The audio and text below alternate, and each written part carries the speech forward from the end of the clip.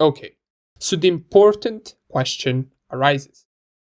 In the world where black hat hackers tend to attack and destroy, is there anything we can do about that? Well, we already know we can prevent them in many cases, and we will cover certain methods of stopping and preventing attacks, but then comes the next question. Can we actually catch them?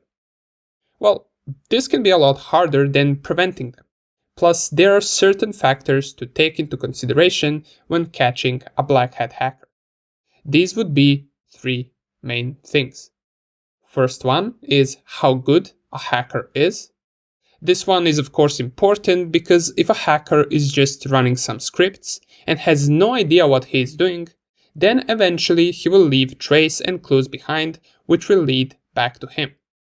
The second thing, and probably the biggest reason hackers get caught, is because they are careless. Or should I say they become careless with time. Some of the biggest black hat hackers got caught due to not being careful enough, and after a certain time, they don't feel threatened, so they don't pay attention to small details like they did before. Nowadays, you can get traced due to many reasons, not using, for example, layered spoofing protection, not using proxies, or not anonymizing your scans and your exploits. Perhaps visiting a physical location too often from where you run these attacks can also lead to you getting caught. And another funny thing that might get a hacker caught is disclosing important information on social media. And this one is a no-brainer, but don't brag about things that you did illegally. It will eventually lead to you getting caught.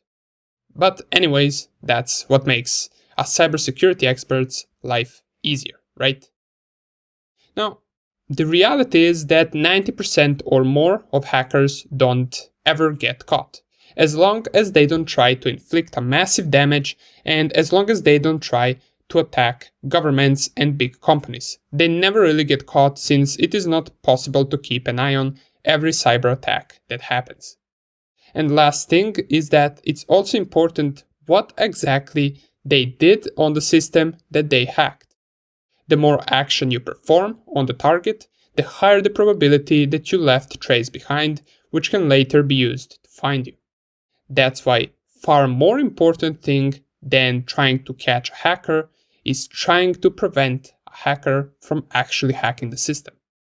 However, if your preventing strategy is all set, and you have set up all the security measures to secure your network, then you can focus further on actually figuring out when your network is being targeted and maybe even try to figure out by who.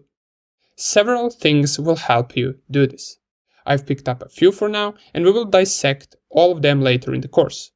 These are having logs, setting up honeypots, and performing monitoring often.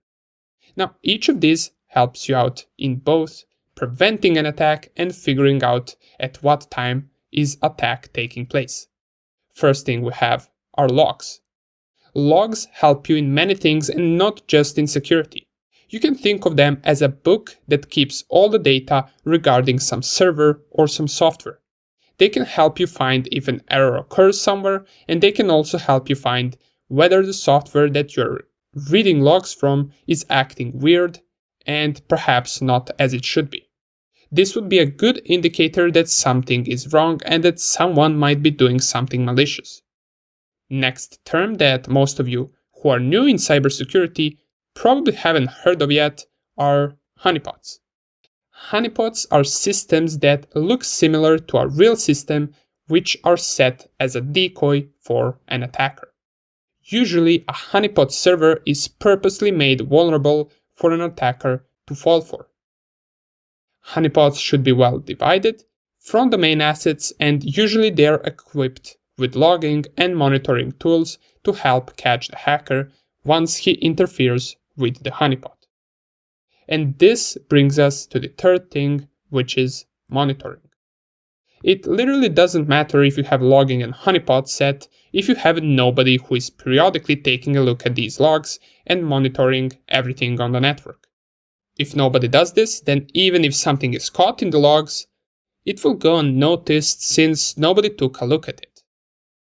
Okay, Now that we talked briefly about hackers in this section, it's time to move on to a little more technical section of this course where we're going to discuss vulnerabilities. See you there.